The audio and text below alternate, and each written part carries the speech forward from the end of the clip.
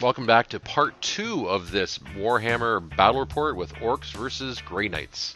So we're on to Orks turn 2. We start with the reserve roll, and the Death Coptas are coming in, and they're actually coming in on the left-hand side. So I brought them in right at the back corner, so I can take a pot shot at that one squad from behind. The first Dacajet fails its reserve roll, as well as the second one, keeping in line with the my luck with the Daca-Jets on reserve rolls. So Nate showed me a really cool idea. If you're moving a small distance, just move your back row forward, and that saves you having to move everyone up. For some reason, I'm not sure why, I was doing my difficult terrain test, I was only rolling one die instead of the two. So I think this is the only time I did this. So the other squad's moving up. And then we're going to shooting. Now for some reason I missed some footage, so I was able to get 4 hits, but managed to only get 1 wound. And he does his look out, sir, and passes it on to the other guy and makes it without any issue. So now the Ludas are going to fire at the strike squad. They get 1 shot each, so it's 11 shots. 3 of those hit, and of those 3, 2 wound.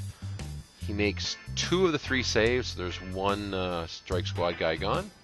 Next up, the boys are going to fire at that same strike squad. They get 42 shots in the shooters. Of those, 14 hit and 10 wound. Now the big shooters are going to fire as well, so they get 9 shots and only 1 hit. So some bad shooting for the Orc, but it does wound. So there's 11 hit wounds. He makes 10 of those saves, so another strike squad guy is gone. Now the other boy squad are going to fire at the other strike squad, so they get 44 shots, 15 hits, 8 wounds. And then the big shooters are going to fire, and they are 9 shots, 4 wounds, right? And 2, and then the set hits, he makes 8 of those saves, so 2 of them are gone. So now going to roll for the mysterious objective. Get a 1, which means it's sabotage, so it blows up on a 1, but it's fine for this turn. So going on to Grey Knight's turn 2. Going to start off with having the Inquisitor cast Prescience onto the strike squad, which succeeds, and then the sisters are going to roll for their faith points. Now that 1 purifier is going to move towards the boys. I really want to get rid of him because I don't want him working his evil magic. Now he's moving the strike squad, but he's keeping the purifier cannons, or side cannons. There we go. The side cannons stable, so they don't get any penalties for moving. He's going to have the Inquisitorial Henchman warband move out. So that's the 2 Crusaders and the 3 Death Cult Assassins. And then he's going to move the Rhino over. And he's going to move up that other strike squad. I think he moved one of the side cannons and left the other one there. Now he's also moving up the sisters. And move the Dreadnought, moving him through difficult terrain, so he gets 4 inches. So now in the shooting phase, that strike squad's going to target the Death Coptas. So they start off with the Storm Bolters, get 12 shots, 11 hits, and 5 wounds. And then the side cannons fire. They get 8 shots. And because of prescience, they get to re-roll. And they get 6 wounds. Now we had to break this up, so against the Storm Bolters, as they make the saves, they got 5 wounds, made 3 saves, so 1's done. Now we had to make the Jinx saves on the other, and wind up losing 2 more guys to that. So next up, the Heavy Bolter on the Razorback's going to fire. He gets 3 shots, twin linked, 3 hit, 2 wound. And let's see if I make my save. I make 1 of them, so there's 1 wound against the Death Copta. And next up, the Storm Bolter is going to snap fire and fails to hit. Next up, the Dreadnought's going to fire into the boys. He gets 4 shots, twin linked, and then gets 4 wounds. And I managed to make, 3 wounds, and then makes 2 saves. And that was actually the Ludas who was firing, my bad.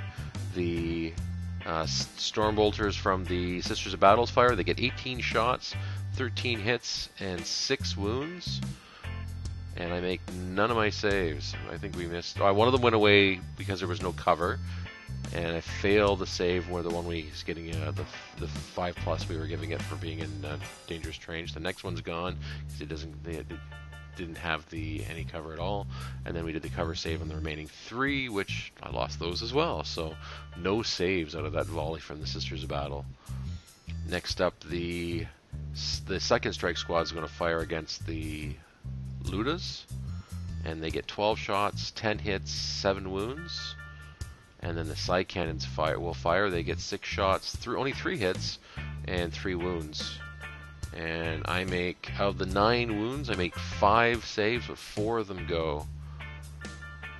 And do my leadership, and I fail my leadership. So the looters are going to fall back. This is the problem with filming your own stuff. You don't always watch what you're filming while you're moving miniatures. So the Deff Copter passes his leadership, and now we're into assault. The Purifier is going to charge the big squad of boys. Needs 6 inches, but only gets 5, so he fails the charge. And I let loose with Snap Fire on Overwatch. So I get 48 shots, 7 of those hit, and 2 of those wound. Big shooters get to fire as well, so 9 shots, 2 hits, and 1 wound. And so he gets 3 saves and fails 1 of them. So that last Purifier is gone. Phew, I didn't want to lose a chunk of my big boy squad to that one guy. So as you can see, at this point we're still fairly balanced. Nate's holding that one objective with the strike squad, and I've got the other with my big boy squad. And we've got that one objective in the middle. So still anyone's game. Comment below if you think if you have a good feeling who's going to win. Will it be an Orc victory at this point based on what you've seen, or do you think the Grey Knights can pull it out?